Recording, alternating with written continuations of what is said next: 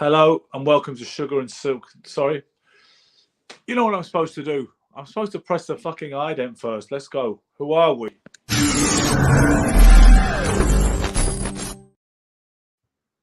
Hello and welcome to Sugar, Silk and Stretch, a unique boxing podcast brought to you exclusively by Ace Podcast Nation. My name's Ben Doughty. My name is Michael Silk Olajide. And we're missing once again third leg, Gary Stretch. Gary's flying back tomorrow. He's been in the UK for about 12 days. He's a bit busy with all the kind of necessary things to do before getting on an airplane. So we're going to hold the fort ourselves here, Silk. I certainly wouldn't want to be called. I certainly wouldn't want to be called the third leg. So I'm glad it's him and not me. Yeah, well, he came third anyway. He was the third one to join us, so that's only fair. You're like, you know. So last night at the Liverpool Echo Arena, Natasha Jonas hung on to her IBF welterweight title in the views of many by the skin of her teeth via a highly contentious, controversial split decision over Michaela Mayer. Your thoughts? Okay, well, first, before I go into, I'm going to always have this issue with boxing and the way it's done. It's not always done right and all the rest of that kind of stuff. And maybe I'm sort of like a pseudo perfectionist or whatever, but I just can't stand it when people don't turn their hands over when they punch. Because what happens when you don't turn your hands over when you punch, it looks like a push. And if it looks like a push, it could be misconstrued. Misconstrued as you know what I mean, what's effective punching and what isn't. So when you talk about boxing and scoring effectively, you're talking about making a contact with the right portion of the hand. You throw the punch, you pull it back. You know what I mean? There's the retraction as well as the explosion going forward. Yeah. That is and has always been an issue with women's boxing. So when you see somebody punching a certain way, like pushing their punches instead of like punching and throwing a combination and pulling them back, they're not seen as effective punches as somebody that's punching and pulling them back. That's my point there. Do you have any what I need to clarify is who was doing that? Both of them, or Mayer, or who? Well, I think mostly it was Mayer. So you haven't really revealed your position on this yet. I realize you're dragging that out, but you seem to be citing that if people thought that Mayer won by a street or certainly clearly by maybe 3 or 4 rounds, then you would caveat the fact that maybe some of those punches were not being scored as effective punches because she's pushing the shots.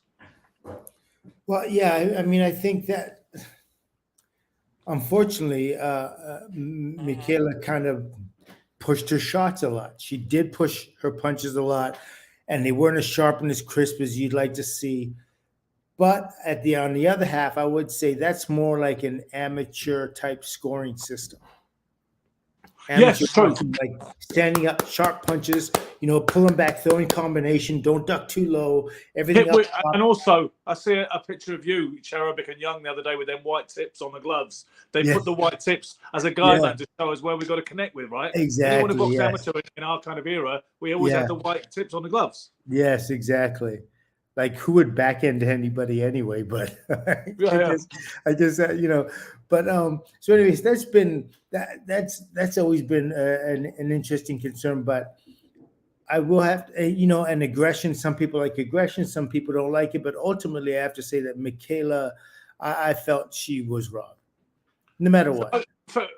Praise the gods of pugilism and boxing heaven, because I've gotten accustomed to you actually, but you know what? Maybe I'm being unfair. You don't always disagree with me, but I figured, particularly since the other situation of my prediction, which we're going to talk about, I figured you'd just be difficult or awkward in some way. And I thought he's not going to come with me on this. I think she was shafted. And too often nowadays, Silk, I think we hear this narrative where people say, not a robbery by any stretch, but I thought Mayer won by a couple of rounds. Well, that's kind of a robbery in a way. A rose by any other name smells as sweet.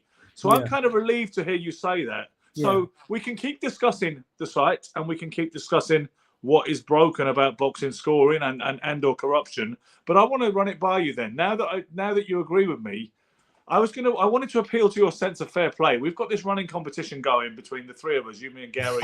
With our Are you sure you want to go there now? You want to go there first? If you don't want me to go there, we can keep. We can go there. I'm just saying, are you sure you want to go there now, or you don't want to continue on with what we were talking about? But I'm good either way. Okay, let's go. Let's do we'll get it over with, and then. Yeah. So I made a prediction based on the fact because I wasn't going to. Wait. First of all, you have to state your. First of all, Ben, state your record. State my record, and then we can go on. You and Gary are tied at 7 and 3. That is 7 correct predictions and 3 incorrect predictions. Okay. I have 7 and 5. So we all have the same number of correct predictions, but I made 2 more predictions than the other 2 of you, and I happen to have 2 more losses. Now, I made that prediction on my own. You said you were going to get it to me before the first bell. Now, I know you're a busy man. You've got plenty of things to be doing and people to be seeing. So you didn't do it. So I basically said to myself, as soon as the first bell rang, right, this is null and void because I've stuck my neck out on my own. I further not endeared to the situation. Well, you could have also have been 8 and 6, right? I could have been 8 and 6, but yes. And what you're going to ask me is, would I have claimed the win if I'd been stuck on my own? And you're going to strongly suggest I would have done. I actually said, I was watching it with Natalie, and I said, right, the bets are off tonight because the silk hasn't got back to me in time, and that's not a competition. Me predicting on my own. The fact that my fighter that I picked and showed very good acumen to say people were sleeping on Maya and she was going to win the fight, I feel morally I was right anyway. That, coupled with the anomaly of neither you or Gary predicting, I'm asking for dispensation on this particular case where we just keep the boards the way they are. And if you don't want that, what I'm going to suggest, and we'll get the viewers, thoughts on it too. If you don't want that, then how about you take the L as well, because you had to forfeit because you didn't get your prediction in on time when you said you would. Which way you want to go? Whoever takes the L when they don't make a prediction, they don't put their money down on the horse. You don't lose because you don't put your money down. That's crazy. True, but the bookies have got different rules anyway. I like that. You can make rules up as you go along. I understand. It's a third. I get it. But why don't we try this? Let's ask the people. Maybe they can write in. Those of you that are listening right now. You can either side in with Ben or I. Ben made a prediction. The prediction was he lost. He thinks he shouldn't have. That shouldn't count because nobody else made it. Nobody else made the prediction. But you said you would.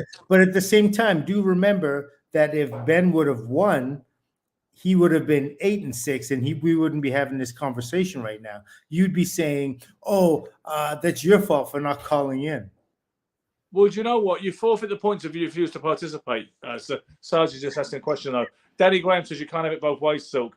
I actually said, as soon as the first bell rang, I said, right, the predictions are off because Silk hasn't got back to me in time. I wasn't hedging my bets waiting on a win. And I was going to surprise you with lots of great predictions today. When Maya won, which she should have done, I was going to say to you, I'm not going to claim it, Silk, because nobody else was on the line. So forget it. We'll stay where we are. Okay, you could take Danny's sign down now because you have it up there for a longer time than usual. Oh, yeah. No, somebody else, Saj just sent in something. What do you say? You forfeit the points if you refuse to participate. Typically, he's not making any statement. He's just asking a question. So that doesn't help us at all. Well, the point is you could have gotten, if you would have called it right, you would have gotten the decision and you would have taken the point. I didn't get back to nobody else took a risk. And between you and I, we were talking about it beforehand, right?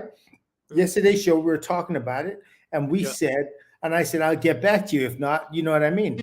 Gary didn't take any risk. We both have wins on Gary not being there. We called a fight. Yeah, but neither of us have wins or losses on being the only person to do it. That we've not done that. That is a unique situation. It hasn't happened yet.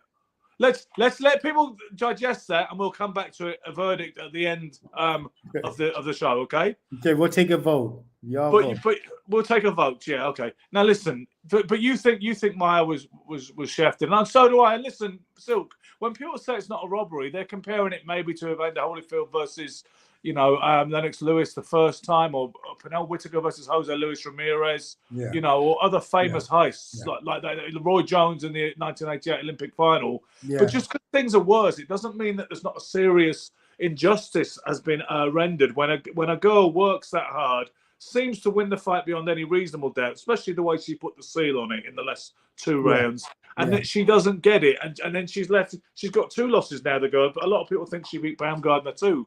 So, you know, when people say it's not a robbery, I think that's becoming a bit of a cliche as well, to be honest with you. Much as robbery is an overused word for genuine close fights. I had it 97-94 last night.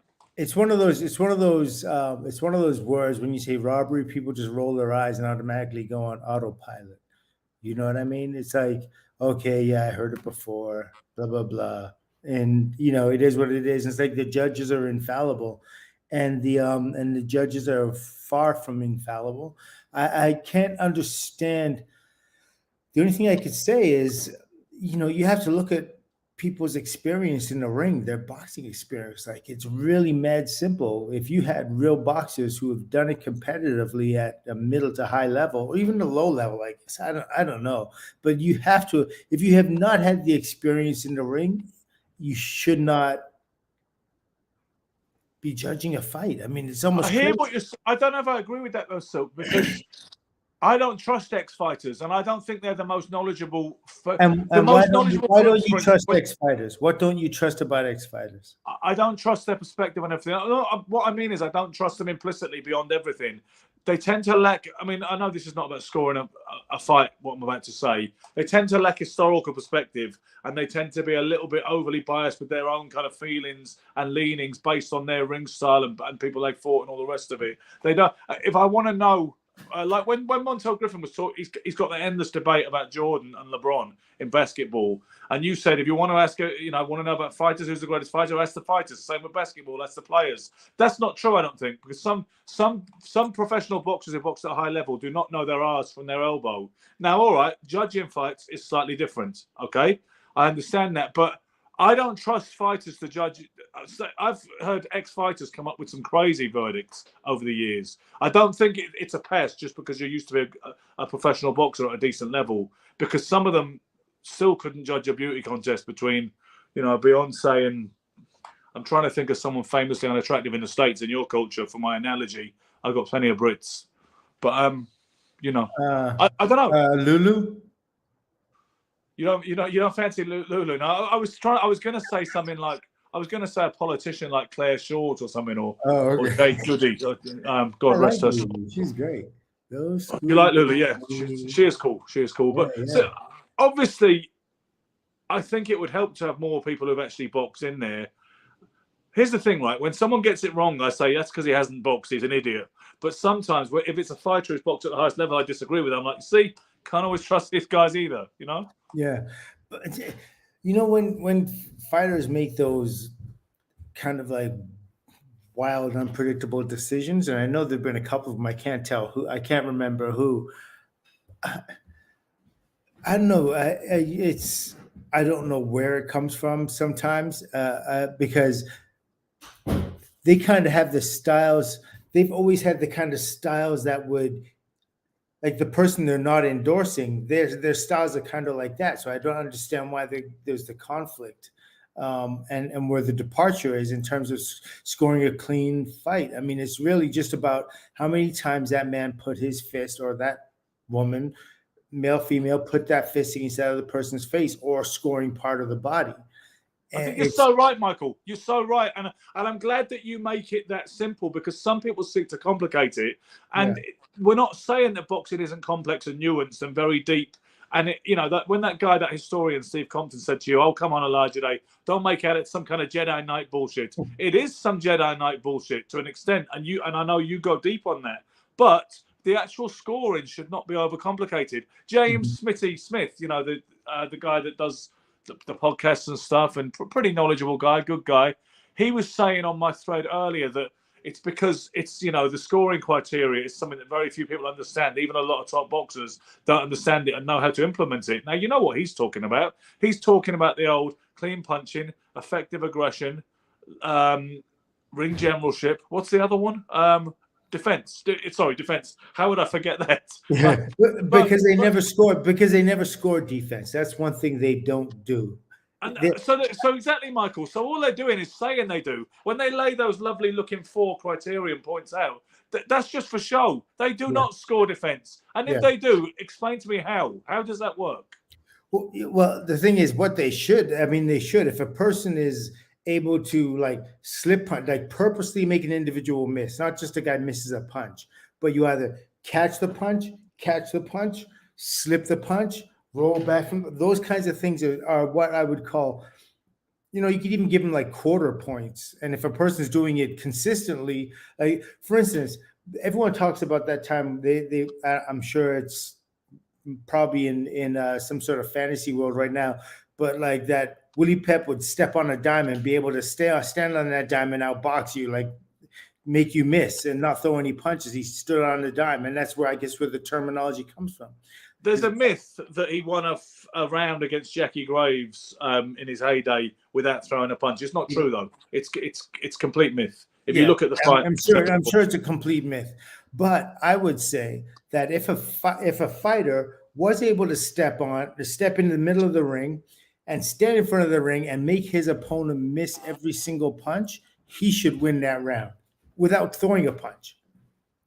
Right? If you're making a miss every single punch, you're showing control, ring general. I understand where you're coming from, but I'd rather run back to how many times they put your hands on the person's head target area. Or the body. I mean, that's first and foremost. But if you're trying and this person, you're not missing because you have bad aim. You're missing because this person is in control. He's slipping, ducking, rolling, doing all those things. I see your argument, but honestly, to me, honestly, Michael, as much as I love the artistry of that and the idea of that, to me, it's like giving someone a goal for saving a goal. It's not saving a goal is wonderful. It can be crucial. It can be match winning, but it's not a positive scoring criteria. The punches of that. That's me.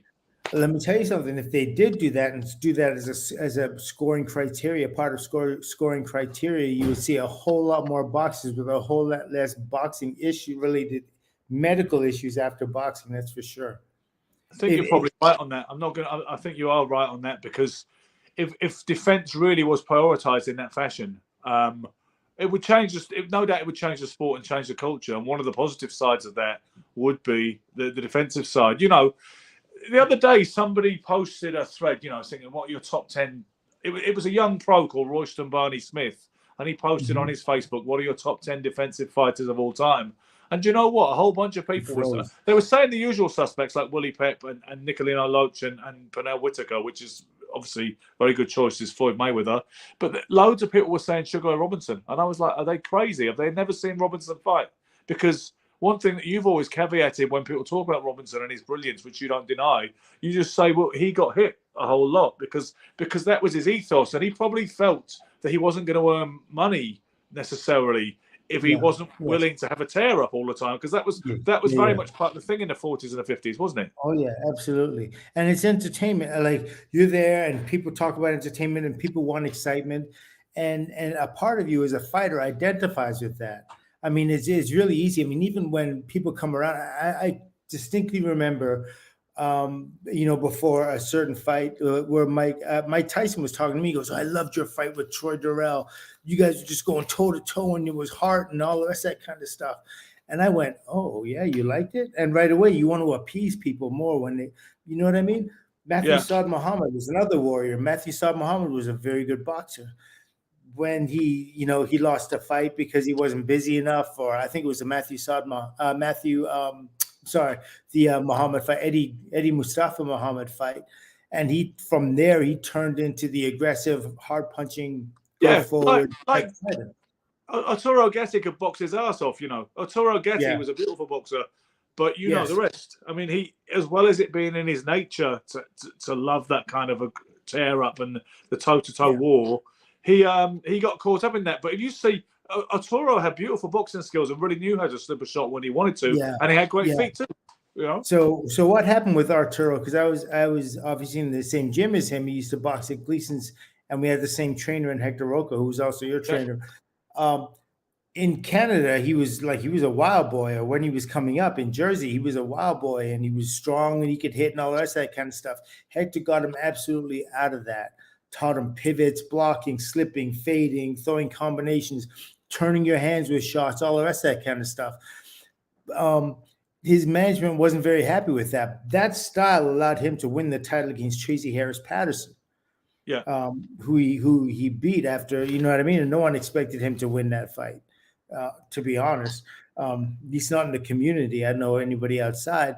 But from there, you know, they had everyone had issues with Hector, I understand, or Hector had issues back.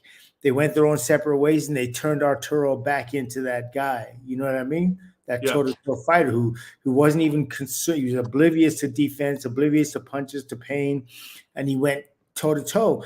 And they loved it on TV, and the announcers loved it, and it made money for everybody else, but it hurt Arturo more than anything in the end, I would think.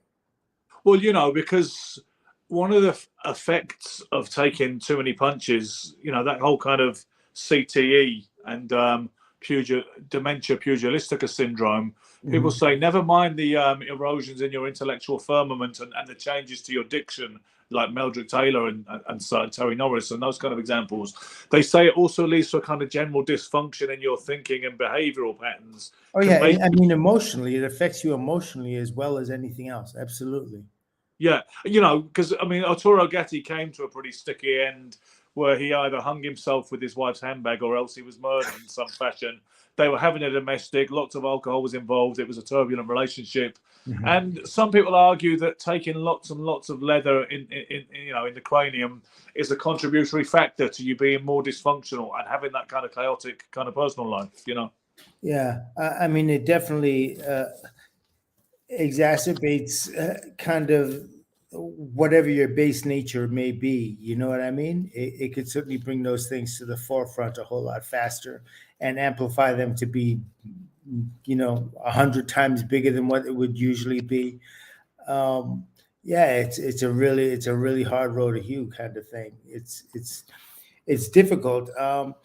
Listen, I don't know of any fighters that have been in the fight game for a long time that don't suffer some form of it, but usually on the lighter side, and it doesn't always make you violent. But no, I don't know all the ins and outs of the Gatti situation. Well, you know, Michael, some people think he was murdered. Certainly people close to him, like Pat Lynch, who'd been his manager for a long time, said, ain't no way Arturo killed himself. Yeah. You know, people are going to say gold digger. The fact that she was a stripper, you know, the Brazilian girl, doesn't exactly, if you're going to have any default kind of perception or value judgment on somebody, or automatically she could be more easily seen as some kind of gold digger. Oh yeah, absolutely. Know. I mean, look, Jezebel. knowing Arturo and having talked to him and spent, you know, a reasonable amount of time with him, his nature does not seem to be the type of nature. Like, he loved life, he loved people. I could not see him taking his own life. Obviously I wasn't with him, or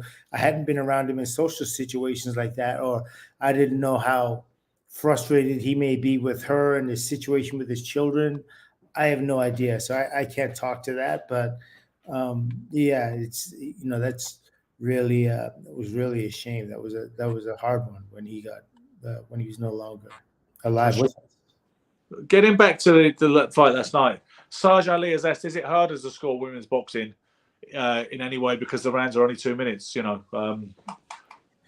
no, I mean, I think it makes it even easier to focus. Really, you can understand that there aren't big swings. You'll notice, like, big swings in terms of who's one guy's dominating, then the other person's dominating. And this big thing going back and forth.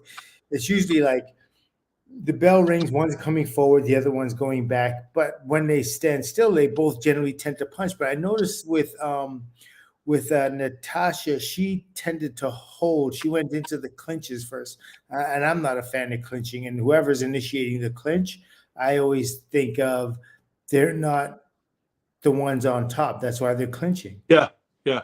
You know what I mean? Unless it really is look at that as one thing. You look at that as one of the telltale signs of who's winning the fight.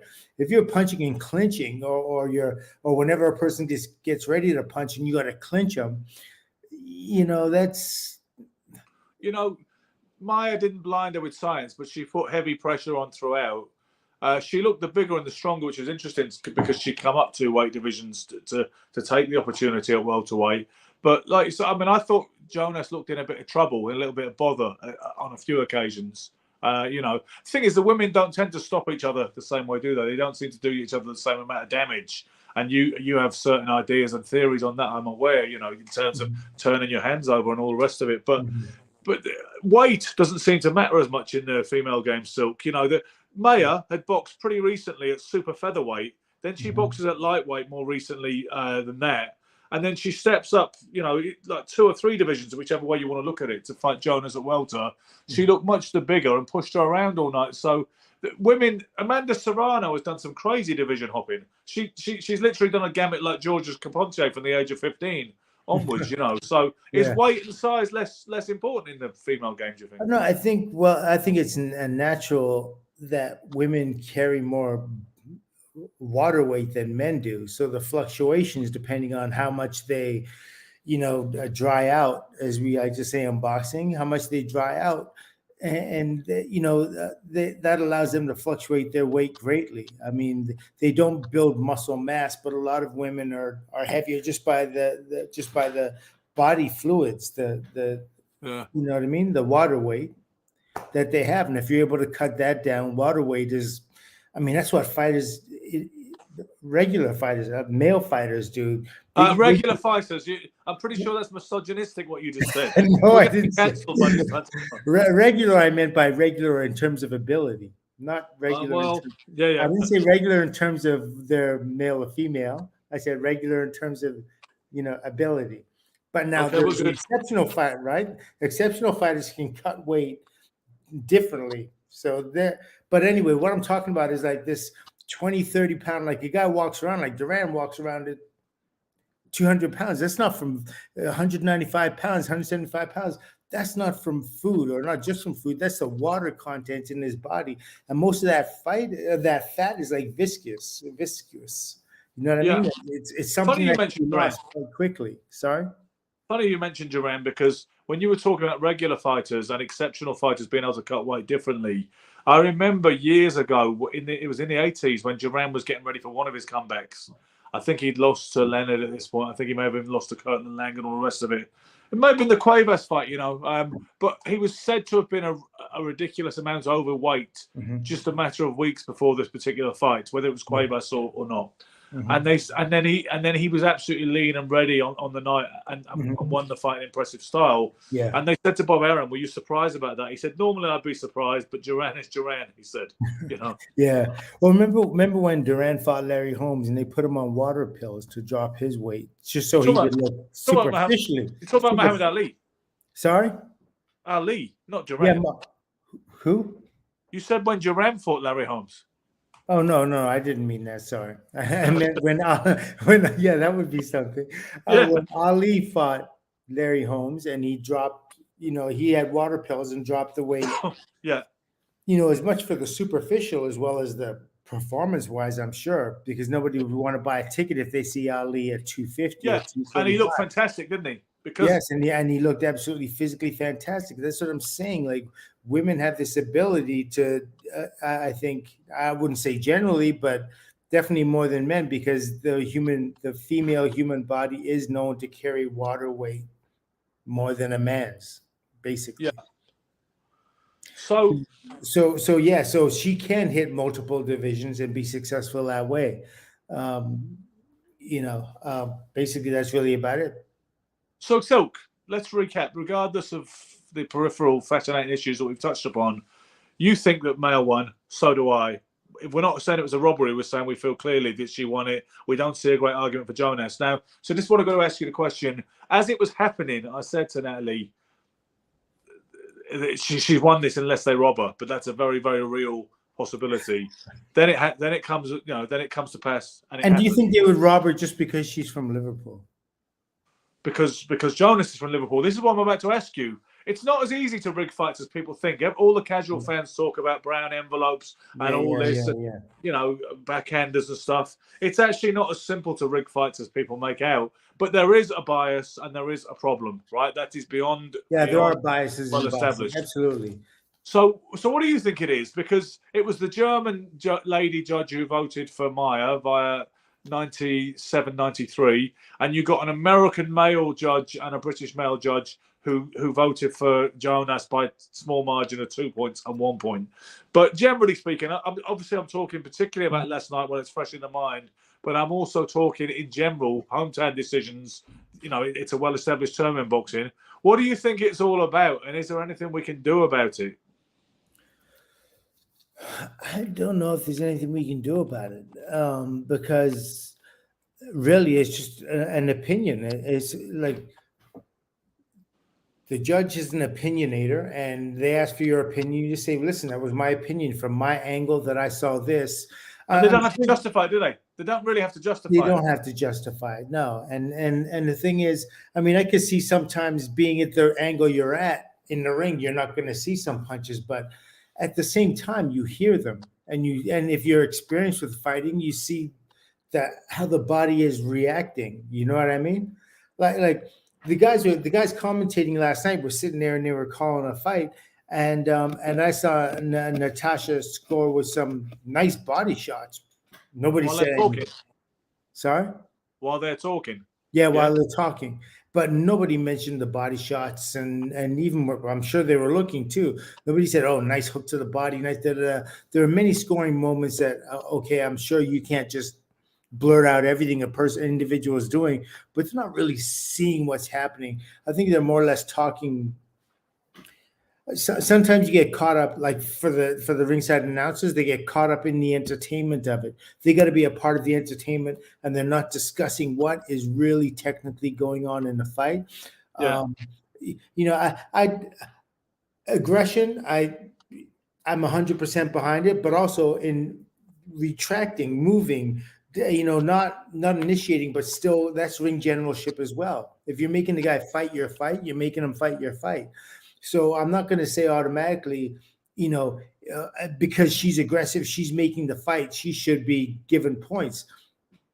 Not necessarily so. You know what I mean? Not necessarily so. But as long as the person who's backing up is effectively countering and making them miss and making them pay or whatever it is, then they should absolutely be winning the fight, and the score should reflect that.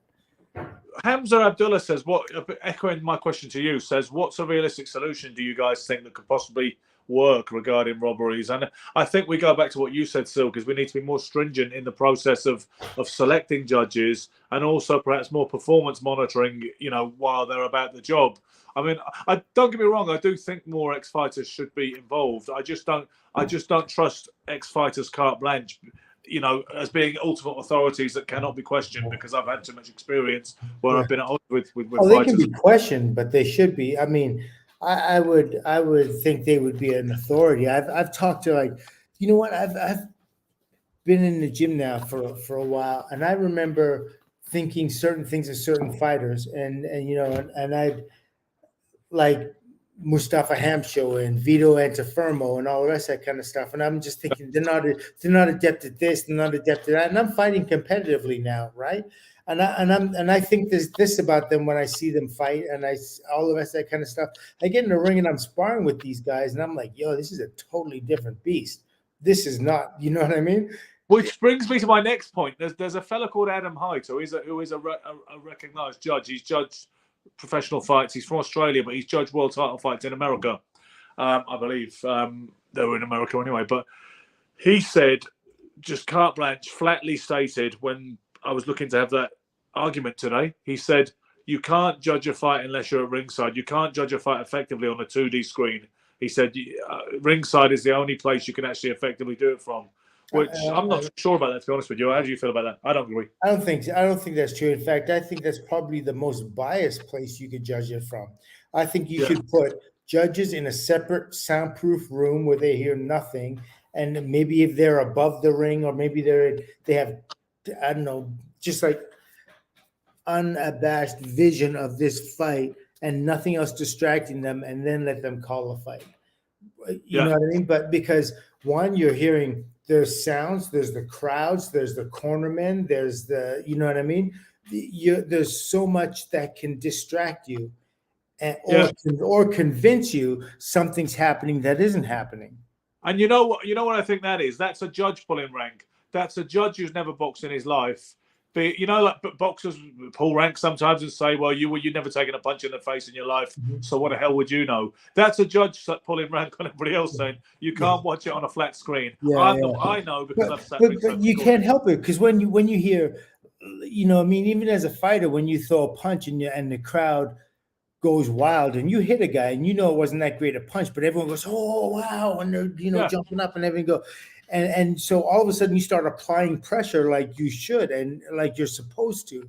Like it's that Pavlovian kind of thing. Yeah. The bell rings and you come get the food. You know what I mean? It's like, no, this is not Pavlov's dog. This is, you know what I mean, the reality. So you can't be swayed by crowd noise, but even the fighters are swayed by it. Yeah, I mean, Sarge has raised an interesting point here, by the way, when he says a famous recent case of an ex-fighter suffering criticism and eventual sacking is Ian John Lewis. I don't know if you remember, Michael, but the Josh Taylor versus Jack Catterall fight, which Taylor retained, is actually undisputed welterweight championship of the world in that fight. Yeah. Everybody thinks he lost except for two judges, one of whom was Ian John Lewis. And for some reason, he arguably became the scapegoat of the British Boxing Board of Control. They felt the need to take action, so they demoted him. The best category of referee you can be within the British Boxing Board of Control system is an A-star referee, which means you can get the really big gigs and the big world title fights and the glamorous assignments. Yeah. They demoted him to just an A class, not an A-star, which I guess it would have had career implications and earning implications in terms of the opportunities he was going to get. So he actually he renounced his license in disgust and started off with some renegade organization called Beaver, and then he eventually brought called what? Huh? Called what?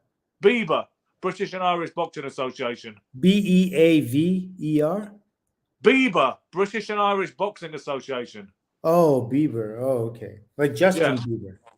I knew that's where you were going. You're literally holding. No, I thought you said Beaver. I was like, I want to be a part of that organization. You're literally holding me up in this flow because you want to talk either about pop stars or pussy. That's all it is with you.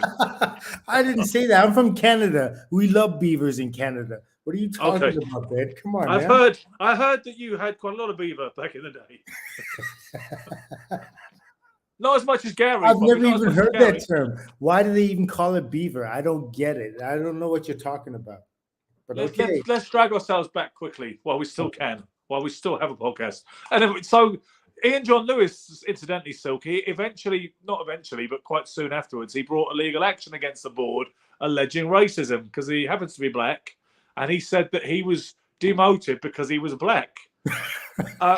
Yeah, I know it sounds funny, but the thing is, because I think he might come on this show. I've invited him to come on, and he said he would do it at some point.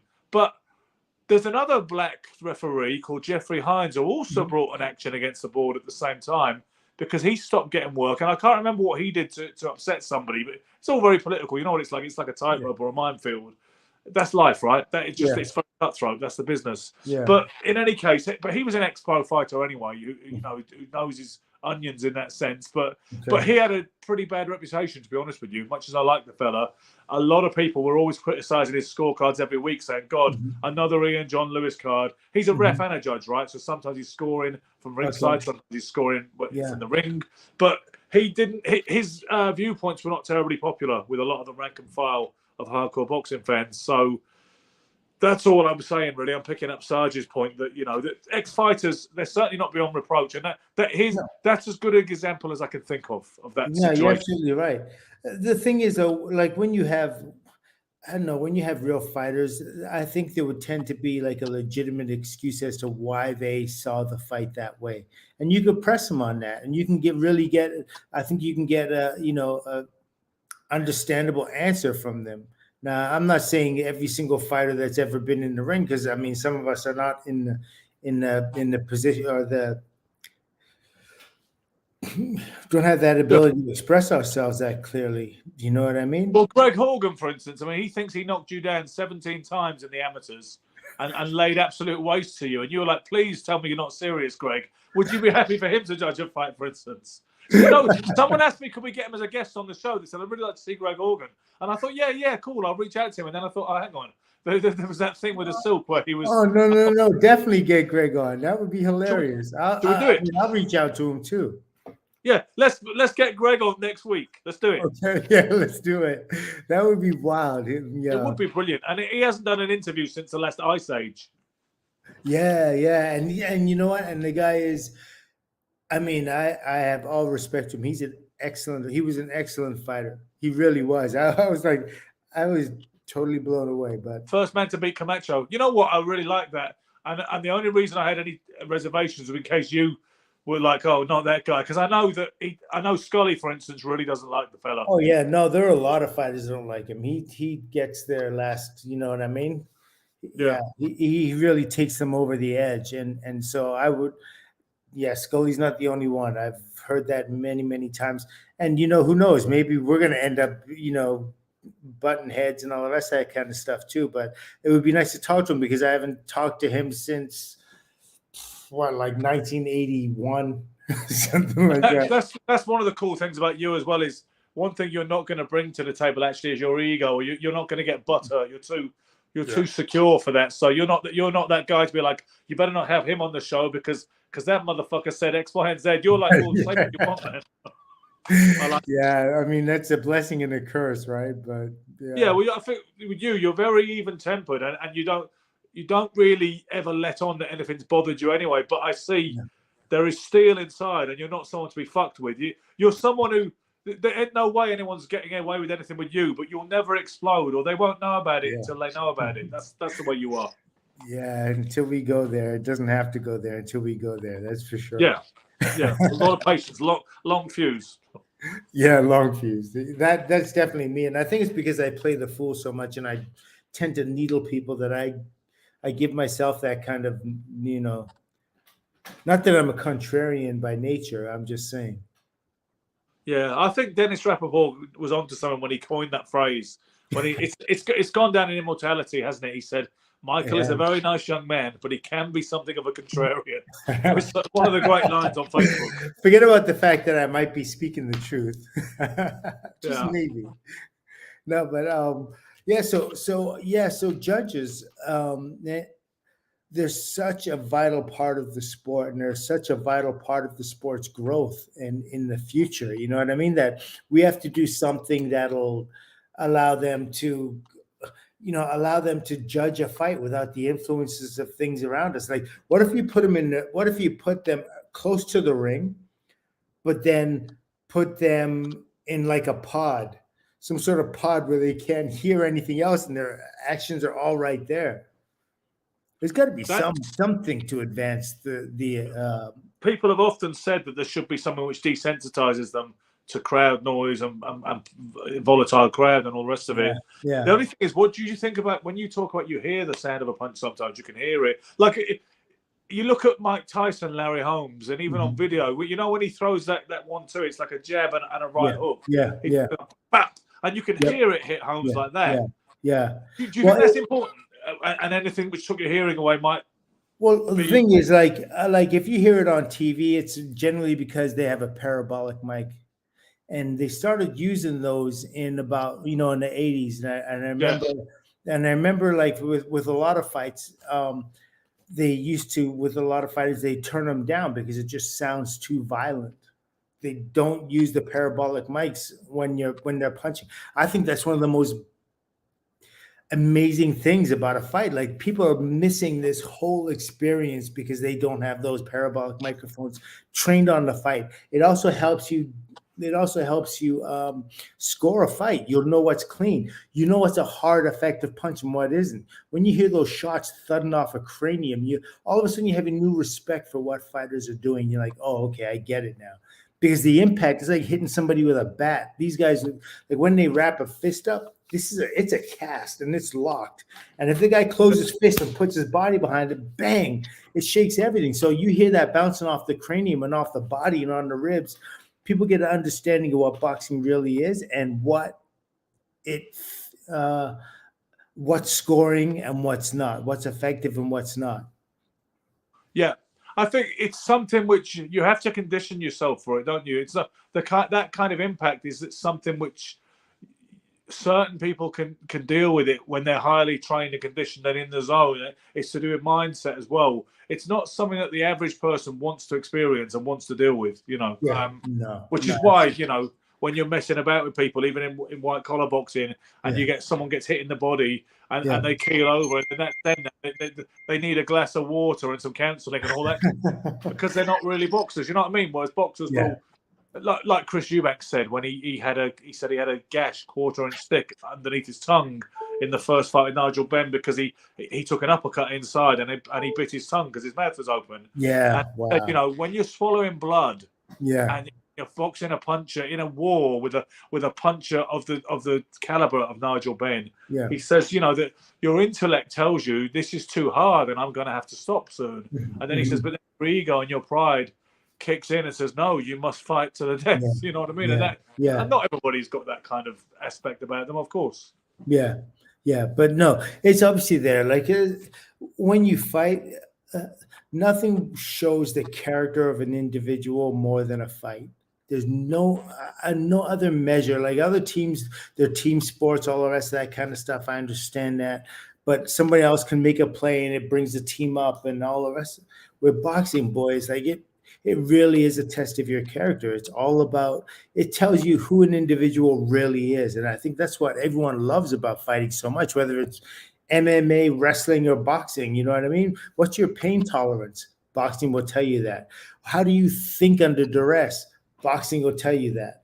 All fight sports tell you all that. You know what I mean? Like, how do you, your vision of yourself, how you feel about yourself, your level of confidence in self, boxing will tell you all that. You know what I mean? Your habits and what you think, do you respect your opponent? Boxing will tell you that too.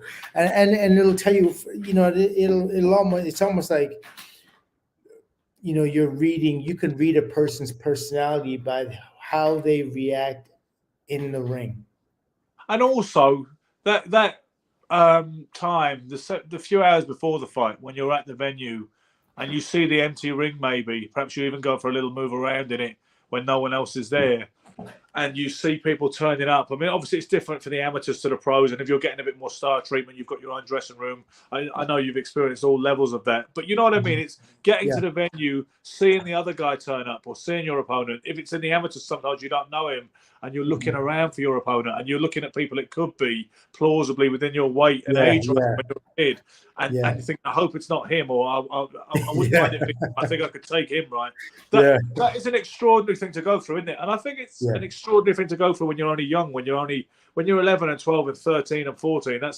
I look back on some of the way those days and how I felt, ahead of fights as a kid, and it was really quite. It was pretty high level of emotion to deal with. You know what I mean? And I remember thinking. So let me ask you: Is your, think about those reactions and actions that you made at that point when you were, when you were a tyke, when you were young, and you're an amateur fighter, and the personality and all those things that went in. Do you think there's a big difference from when you were 12, 13 and now how you would react? Yeah, because I think once I became an adult, I would find it a little easier to deal with, to be honest with you. When I was about 16, 17, which is getting towards some sort of adulthood, certainly when in my era, you turned senior at 17, so you could box anybody suddenly at the age of 17. I found it a little easier to deal with than I did when I was a younger kid. See, what I remember, right, the first fight ever at 11, I remember being totally confident and totally utterly convinced of my own imminent all-time greatness. I didn't get it. It was still a game. It was my fantasy. I was, I had the Ali music in my head from the movie The Greatest, and I just didn't get it. And then I remember being really nervous from the second fight onwards. I don't know what happened there. I guess it just got real after that debut, But it took me till I was about 16, 17 to settle down and start being a little bit more able to deal with it. You're still nervous, of course, but I felt a bit more like, it wasn't. Before that, I used to think sometimes, I'm never doing this again. I'll get this fight out of the way, then I'm going home and I'm never boxing again. I used to think that sometimes. But obviously, guess what you felt like when you got in the ring, boxed. Whether you won or lost, usually I won, but even if I lost, the last thing on your mind then was quitting boxing. You were like, you were like, I love this. Well, the thing is, like with me, it felt more like I was doing it I had to do it more out of necessity than out of love. And so, that option wasn't really there as much. I mean, looking back in my reality, I would say, yeah, I could have done any other thing I wanted to, but where I was in that time, I felt like this is all I had to do. This is all I could do, and that's all I had to do. So, you know what I mean? Everything else for me was just a brick wall in front. Every single other avenue. My father was the only person that would make that effort. You know what I Yeah. mean? Like, as No you're one was pushing young. that hard to be like a marine biologist. Yeah, exactly. Yeah. And it's not like I had the resources around me to be that if I wanted to anyway. You know what I mean? My first call was always I wanted to be a lawyer. But you know what I mean? That was not going to happen. Not in my world. So you'd have been you think you'd have been good at that. I mean, I think that's what my mother wanted me to be. She wanted me to be a barrister. And I'm thinking, right, if we'd have gone down a different pathway, I can imagine Doughty and Larger like legal practice. I reckon we'd be pretty That'd good. Be good. International law for sure. Yeah. That'd be hilarious. But so to get back to our title, which is Michaela and Natasha. Yeah, I think yes, absolutely. Natasha was, lucky. Michaela, yeah, she was. Michaela unfortunately got the short end of the stick. They should. I mean, fights like that should. I don't know. It's hard to. She should get an automatic rematch. That should be written in. That should be just a fully understood thing. That if it's a controversial fight, you should have to run it back. And people used to do that, more often. That's when rematches make sense. They don't make sense in the kind of Crawford-Spence scenario at all. They don't make any sense whatsoever. Yeah. And luckily, I've heard, Michael, that it looks like it's dead in the water, apparently. Listening to the rumour mill, the grapevine. It looks like I don't think anybody wants to see that. Do you know what I mean? There's just no money for it, as my dad used to say. My dad said there was no money for a Hagler-Hearns rematch. I know some people disagree, but my dad was like, no, you get blown away and carried out the ring like that after 3 rounds. You don't get an immediate rematch. Yeah. He never got one, did he? Yeah, he didn't. But I would think that in that fight, that would be an exception because he did get blown out. But there was times, I mean, he caught Hagler. Not that he had him visibly hurt, but he definitely rocked him and it was competitive. And I thought it was such anarchy, such like they could have sold it. So it was post-apocalyptic at the end. There's this guy carrying out Hearns and Hagler's full of blood and raising his hands on the side of the ring. How could that not? How could you not have a second fight? That would be impossible. Well, they didn't know, did they? But it was some night, and they could have sold it. They could, and you know what? They could have sold it after Hearns destroyed Schuler and Hagler beat Mugabe on the same card. Yeah, it was natural at that point. Hagler-Hearns too. Yeah. But as you know, they a certain guy called Ray Charles Leonard jumped the queue. He suddenly announced casually on the news one day, you know what? If Marvin Hagler knows where to find me, and if he would do it, then I would do it. Or what's that effect? And then it suddenly it went across the wires like wildfire in the pre-internet age, and everybody was talking about Hagler Leonard. Yeah, that shifted the tectonic plates in the middleweight division. Everything just shifted and changed from there. Well, that Sugar Ray decision alone, that was the earthquake. Ellen K. Bromson says that we wouldn't enjoy being lawyers. She said we made the right decision to follow the career path that we have done. Just guys, you would have hated every second of being a lawyer. She knows she's an attorney. So. She is an attorney. Thank you, Ellen. Yeah, I think ultimately I found what was right for me. My waist would have been a lot bigger had I went into law. Yeah, you wouldn't be so well preserved as you are. That's important. So what are you saying, Silka? Do I get a pass, but based on the fact that I was on my own, which is not really a competition? And like I say, if it had been all above board, and there was no controversy, then I'd just take it. But because of the controversy mixed with the fact that you didn't come back in time for whatever reason, well, I think I should get a pass. Okay, so let's take this separately. The fact that, and we're talking about the fact that our records are, I'm 7-2 and you are. No, you're 7-3. You're 7-3. Okay, so I'm 7-3. Gary's 7-3, and you are. I'm 7-5. 7-5, and you're saying that fight last night shouldn't count because you're the only one who made a prediction. Nobody else did. Yeah, nobody else did. So when you and I made that prediction on the kids' fight, and Gary wasn't there.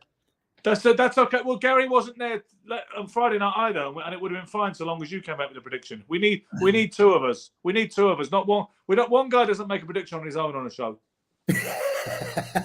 Is that in the small print? Because I never heard that before. Yeah, as you know, listen. Look, if I was doing the show by myself and I made a call and you two weren't there, I would absolutely count it. I'd be like, if I win, I'm like, yeah, that's me. That's my win. You guys weren't there to call it.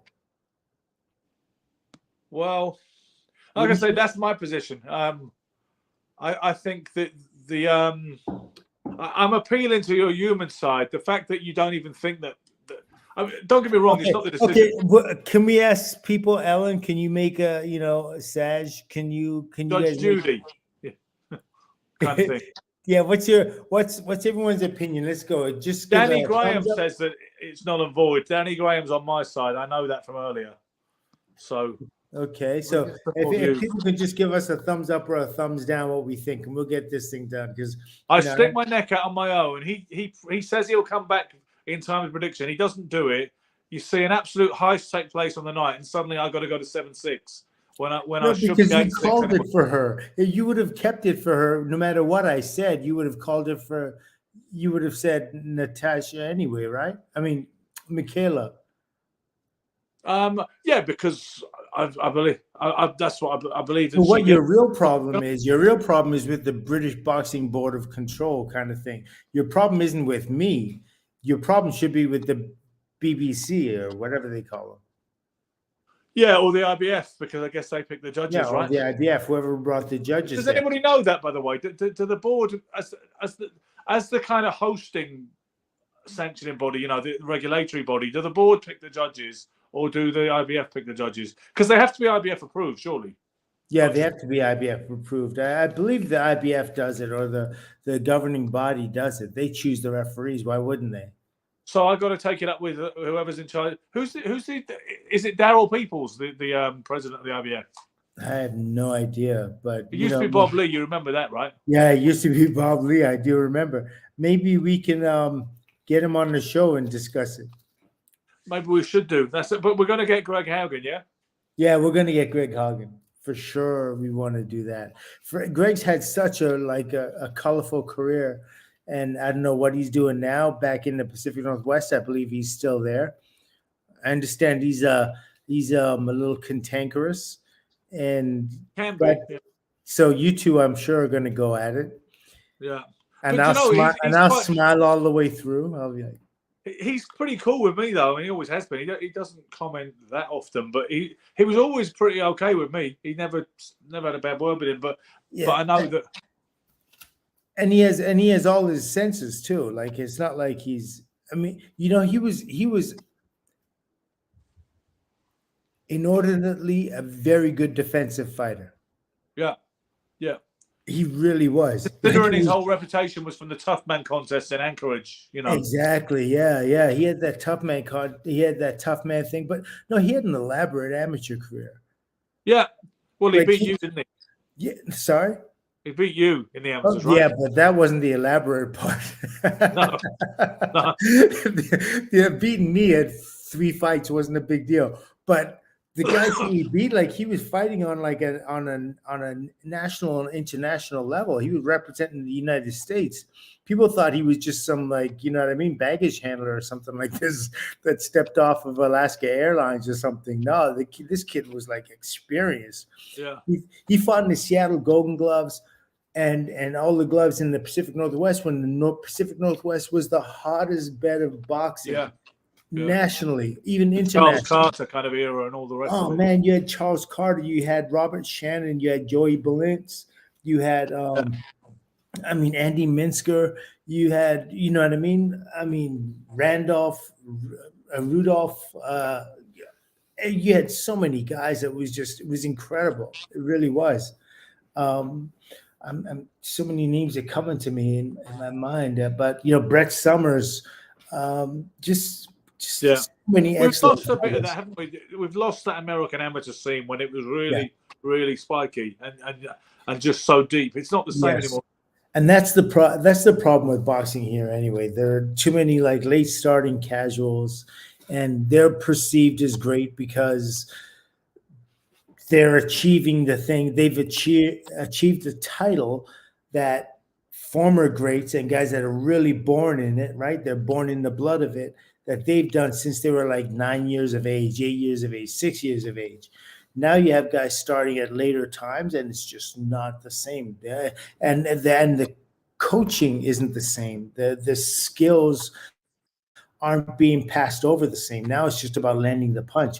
It's not about the setup. It's not about the defense. It's not about, the attributes that are going to make somebody, that are going to allow you to handle like a fighter coming at you, and you figure him out. He's a question. It's a query, and you need to figure him out in a period of time, and hopefully close the door on him, knock him out.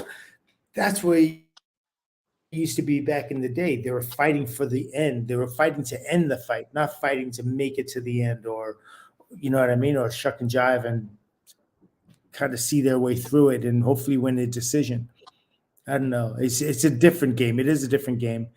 It's a beautiful game. We love it, but I think we love it more for what it was than what it is.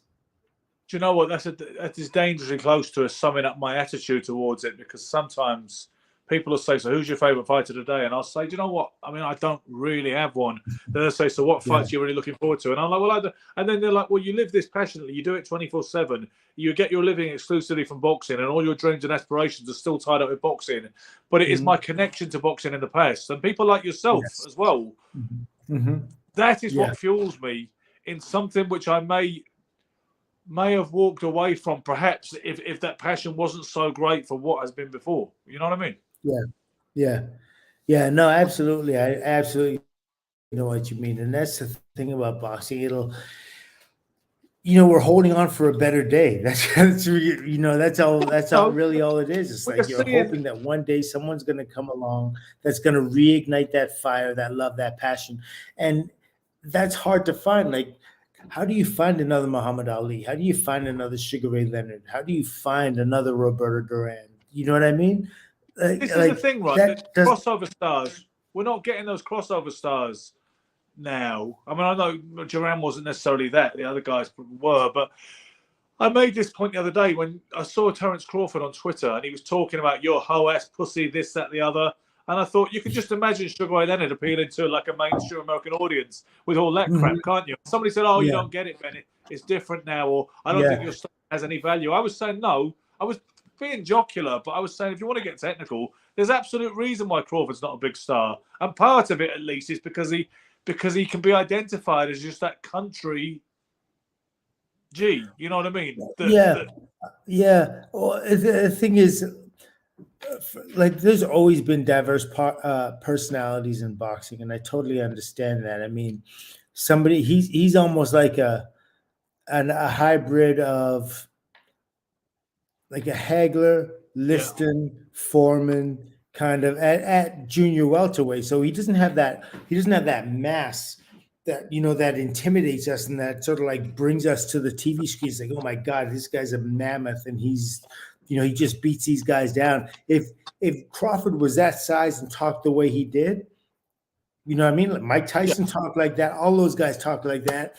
Mike Tyson's talking about eating kids and all of that. Yeah, we say that, but Mike Tyson's initial vanguard of fame was all based on he was very articulate, very polite. That was he's very articulate, very polite coming out, but but once he got to the title and all that absolutely changed. And that people, I think, loved him more the second incarnation than the first one.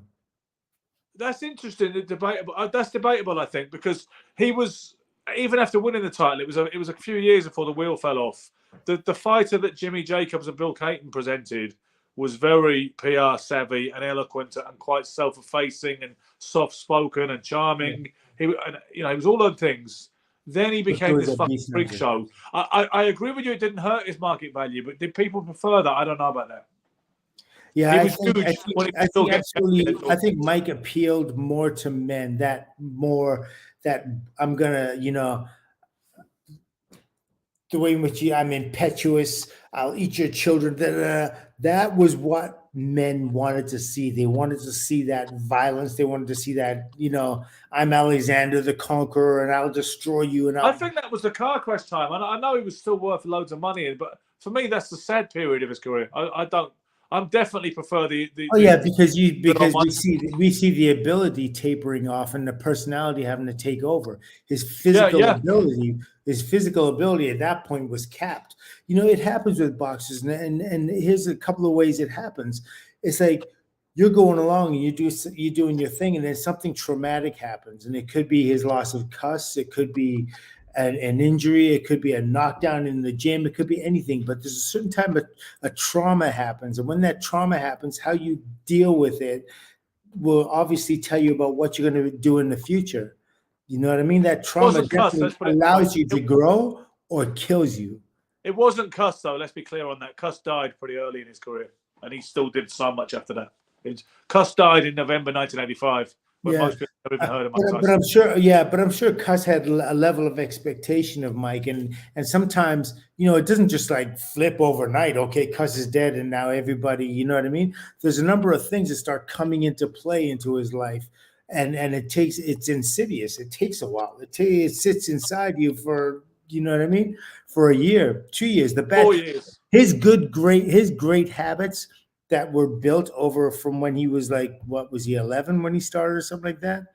Up until when he turned pro, or up until Cuss left, all those things were ingrained in him. But once you took the leash off, and then let's say Cuss was that leash, or that he had the direction, he was the compass, right? Cuss was the compass, and their team, including with Jacobs and everyone, they were leading them the right way. All of a sudden, that compass is starting to do this now. You got Donald. I think it always would have done, whether Cuss had lived or not. I really do. I think he would have found him impossible to control at some point. He had a better. I think he had to. It's like when you have kids, when you have male child, right? Like at some point he's gonna butt heads with the father. And then he's going to take all his energies all the things and experiences that he learned, and he's going to use it outside now. But he's not going to butt heads with the father. Now it's time to leave home. You know what I mean? So instead of that conflict happening, if he had he have conflicted with Cuss, who knows? Maybe he would have, but at least he wouldn't have the direct, like the anti of what he was doing. The reason I like to make it clear is because most people erroneously believe that Cuss died when he was on top of the world, and a world champion. He was literally a relatively obscure knockout artist from out of Catskill, via Bedfordshire, or via Brownsville, who was making waves to people who knew. If you knew, then you knew. Like I say. Cuss died super early. Most people think he was already a champion when that happened. And, Jimmy Jacobs dying might have had even a more injurious effect on his kind of stability, to be honest with you, because Jimmy Jacobs died right after I'm trying to think, was it after Michael Spink's fight, or was it just before that? Like Tony Tucker. It was Jim Jacobs died in 1988 or 1987, I believe. I think it was 88. And then that was when Don King started to get his, claws into the situation. Yeah. At that point, because Mike had the greatest affection and love for Jimmy Jacobs. He saw him as an extension of Cuss. Yeah. But he didn't feel that way for whatever reason about Bill Caton. He didn't like Caton, it seemed. He had issues with him. And once he got married to Robin, she didn't like Caton either, and they had that kind of situation, the standoff. Yeah. And I think he was probably allowed other people to convince him that Caton was bad news. Like King, Givens, his mother-in-law, probably all served as this kind of, triumvirate of ill will towards Caton, in terms of the relationship. Yeah. Yeah. That's more convolution than I can make sense of. Like his whole life and Mike's life is definitely, volumes of stories that you can write about. But I'm just saying, like, when something traumatic happens, there's a reverberation, there's an effect, and it takes a while before it actually, makes a difference on the outside, superficially. And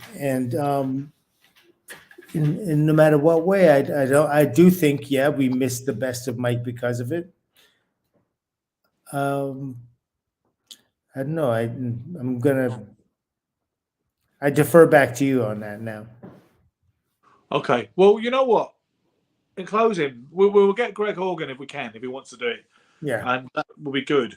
I still think you should leverage your kind of acquaintanceship with Mike back in the day and get Tyson on the show. I think, you need to believe in yourself like I believe in you. You can do this, Get Mike Tyson on the show, and I'm sure we'll get more than like 12 viewers. Yeah, I think we'll do pretty good, but let's see what happens. Let's see what the future he would do it. Like he's going to say, Michael Silk-Alage, want you to do this. He's going to be like, no. He's going to be like, hey, cool, man, Silk. He's so going to do that. He'll be like, man, I do that. All I do is talk these days. He's got his own show. He's on. I always see him on somebody else's radio show, and these guys have like 50 million followers or something. Wouldn't he? Yeah, I know that, but wouldn't he rather talk to you? I mean, I think we'd have a much better time. We'd laugh about a lot of shit, but you know what I mean. From back in the day. If you don't try, then you'll never know, Michael. That's all I'm saying. Yeah. Sometimes I'm happier not knowing. You've never felt that way? Yes, I understand that. Sometimes you think, why reach for everything?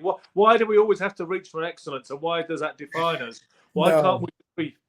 No, it's not that. Yeah. Listen, when the time comes, I promise you, we're gonna get that and more. I have a couple of people in mind that we're gonna get. It's gonna be fine. We just got to get the other third wheel, the other third leg, or whatever you called him. Well, Gary should be back next week. All right. I'm looking forward to that. All right, guys. Thanks for tuning in. As always, we will be back next Friday night. Hit that subscribe button if you haven't already done it. Support us in all our endeavors. Hit the like button if it pleases you. I have not quite figured out how copious amounts of likes actually serves us in any way. What we do want is your support, your passion, your subscription, and your views. And we appreciate it. We do.